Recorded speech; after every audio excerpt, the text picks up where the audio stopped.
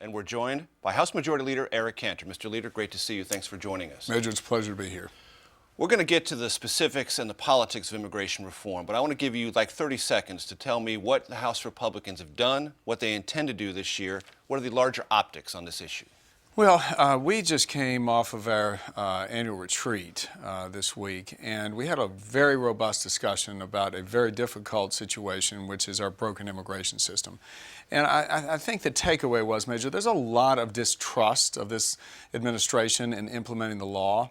And we just heard the President in his State of the Union address say, you know what, if he can't work with Congress, he's going to do it his own way. And that sort of breeds this kind of distrust, and I think we're going to have to do something about that in order to see a way forward on immigration. All right, we'll get to that. What are the principles, if you could enumerate them, 1, 2, and 3, that House Republicans will demand for any comprehensive immigration reform bill this year? Well, first of all, I know that you know that we are not going to take up the Senate bill. Right, that's a given. And so one of the first things is we believe it is serious that and with some seriousness, that we control our borders, right? And this goes back to the distrust. There's not been a determined sense that we are going to secure the borders and make sure that the laws on the books are being implemented now. I would say that is a precursor and has to happen first. The term of art in Washington is a trigger mechanism written into the legislation that requires that to be established before any other progress is made on these other issues. Is that the marker you're laying down? Well, what we're trying to say is there is a prerequisite here. Part of the reason why people are beating down the doors to get in this country is because the laws we have create the opportunity we're about. And so we want to make sure before anything else that there is border security and implementation of the laws. But you know the word is trigger. Is that what House Republicans will require? No one is satisfied with the use of that term if it is defining what's in the Senate bill. And so we would like to see a clear, certain, determined ability to get the situation on the border straight and implement the laws on the interior so that people can have faith across the country that laws are being upheld, and that has got to happen first. The principles enumerate a legal status for the 11 to 12 million illegal immigrants here in this country now. What do you mean by that, and does that by definition mean no citizenship for them ever? Major, let me tell you something. I mean, there's a lot of focus on the immigration issue, but you know, in reality, we not only want to help the situation there. A lot of the discussion that we had with our members at the retreat was that we want to help the problems right now of job growth and the lack of the job growth. We know that 75% of Americans are living from paycheck to paycheck. We've come up with some real solutions to help America work for those people too. And so I believe that you're going to see us in Congress not only continue this discussion on immigration, but we want to try and get to the heart of the issues that are affecting most Americans. But Mr. Leader, you know as well as I do, this is a central dividing line issue, definitionally and optically, for many in your constituency. Not only members who have votes, but the voters who sent them here. Legal status, yes. Citizenship, never or possibly? Listen, where I think we ought to start, again, this is an issue among many that, in fact, most of the country is focusing on the question of the squeeze of the working middle class, the way the President spoke about in the State of the Union, the lack of opportunity that so many people are experiencing now. We want to try and deal with that as well. But as so far as immigration is concerned, we've said all along we don't believe in a comprehensive fix. We want to go in a step-by-step approach to try and address the problems. Yes, there's a problem on the border and implementation of the laws. I've always said we ought to be dealing with the things that we can agree on, which are the kids. Most people say this country has never held kids liable for the misdeeds of their parents. And I think that in many instances, kids have been brought here, in some unbeknownst to themselves, and brought here illegally, but yet they know no other place is home. Certainly we ought to take care of that problem. That should come first because it just makes sense to start where we can find agreement. But you know as well as I do, to get this all put together, the President said this week that there has to be some meeting of the minds for all, not just the dreamers, the so-called kids that you just referred to. And twice now you've avoided the opportunity to say what the principles that were handed out to your members said here on camera. Are you running away from this even at the start? The idea that there will be a legal status and possibly a path to citizenship. Can you just define that for me? I'm really not running away from this. I know this is something that a lot of people want to report on and talk about, but most of the American people are worried about what's going on. in their households, the fact that wages have not gone up in this country in 10 years, and yes, we're going to continue the discussion on immigration.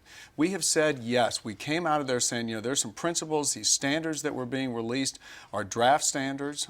We had a very positive discussion, and as I said before, some things that have got to happen, which is the president has got to demonstrate, frankly, the country and the Congress can trust him in implementing the laws. Look what he's done with Obamacare. He has selectively enforced that law, and some have raised constitutional questions whether he can even do some things like that. So there's a real question of trust here, and the White House continues to really thumb its nose up, if you will, at the Congress. The president, in his State of the Union address, did it flat out. He said, when Congress doesn't work with me, I'll just go do it myself. And again, that's part of the problem in this town and why there's been such a difficult time in getting things done. We're going to take a break right now. We'll have more of our interview with House Majority Leader Eric Cantor coming up. Welcome back to Face the Nation. I'm Major Garrett, filling in for Bob Schieffer. I want to continue our conversation with House Majority Leader Eric Cantor. You mentioned the Affordable Care Act. Let's merge that with the debt ceiling. There have been some in the conservative movement who said that there should be an effort to tie to the increase in the debt ceiling a removal of the reinsurance corridors in Obamacare. That's essentially a fee placed on insurance companies to essentially help them through if the risk pool is inadequately arranged for them, meaning they sort of shield themselves from the economic effects of the health care law. Is that something House Republicans are going to do? Or will you present a clean debt ceiling increase to move this issue off the table? Well, let's talk about the Affordable Care Act first, and then in juxtaposition with the debt ceiling. First of all, the Affordable Care Act, I think most of the public has now seen what we've been talking about. This law is a disaster. In my opinion, Obamacare is on borrowed time.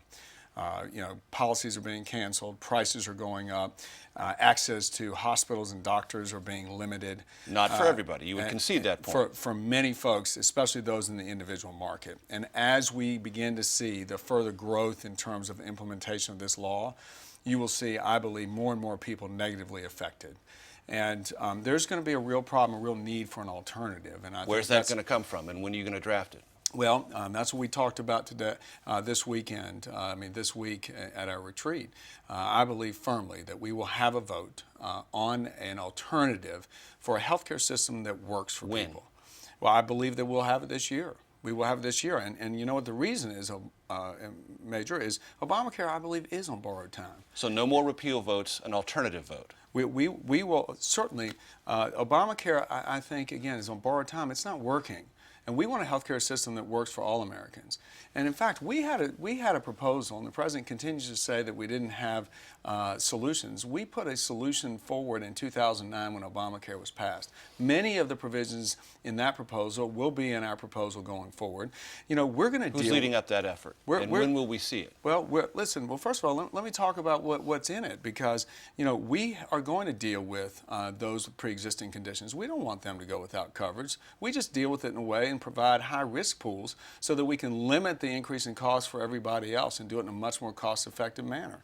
We say folks ought to have choice of their insurance companies. Let them purchase across state lines, help bring down prices. And then we say, we ought to have patient-centered care, not care dictated by Washington, which is why we want to promote health savings accounts. These are the kinds of things that are in our proposals. Who will lead it up, and when will we see it? Well, there was a lot of discussion, and there is a consensus about Republican solutions for a healthcare system that works for everybody, which includes those without a job, which includes those who are sick.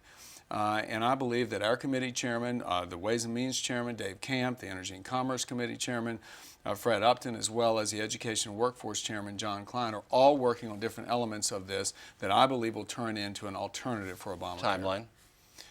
Well, look, it is obviously very important for us to get this done because a lot of people are hurting because of Obamacare. What about debt ceiling? Will that be clean, or will you attach things such as the insurance bailout, as it is called by some in your conservative movement? Here's what I'm thinking now. I think that the last month has seen Washington actually make some progress in getting along and getting things done.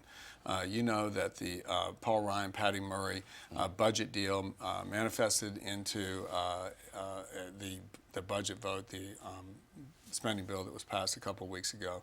And I think that did reflect the reality. We've got two very, very different views of how to go forward fiscally, but yet small steps forward toward reducing spending.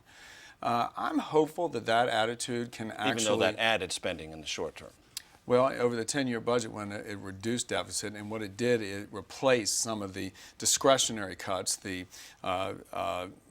kinds of across-the-board cuts that don't make sense. And what does that tell us about the budget, the debt ceiling? Well, what I'm saying is I think that attitude, we should be able to work together yet again to try and do something to move the needle towards fiscal reform, to move the needle towards reduction in spending while we continue to incur more debt. Yes, but what the question is, will that be a clean debt ceiling or not? What I believe is we can work something out, and I'm hopeful that the President and the Senate will work with us in the House to actually do what has typically been done with debt ceilings, which is making some progress towards addressing the spending problem in Washington, making some progress toward trying to grow the economy around a debt ceiling. That's the way it's been done for the last 3 decades, and this president has just consistently said he doesn't want to even engage and is like ignoring the problem. So I'm hopeful that those days are gone and we can actually work together around this debt ceiling. There'll be no default, in other words. I'm confident there'll be no default. All right. Before I get on to a Super Bowl question, in the Weekly Standard about this issue, because it plays with immigration and Obamacare. Bringing immigration to the floor ensures a circular GOP firing squad instead of a nicely lined up one shooting together in unison at Obamacare and other horrors of big government liberalism. Your reaction? I don't think there's any question that Obamacare is going to play prominently this year. It will obviously, I think, inure to the Republicans' benefits at the end of the year at election time. So yes, we'll be discussing people's health care because people are hurting. We're going to discuss a lot of issues. Major, we're going to be discussing immigration. We're going to be dealing with the big issues of the squeeze the middle class is feeling, the opportunity gap, and I'm hopeful that this president can come forward and finally sit down and work with us to affect some results. Before I let you go, it's Super Bowl Sunday. Russell Wilson and you attended the same high school in Richmond, Virginia, Collegiate High School. What's your pick? And who are you rooting for? All Seahawks all the time. No question, I think, outside of Seattle, Richmond, Virginia has the largest fan base for Seahawks in any one town in the country.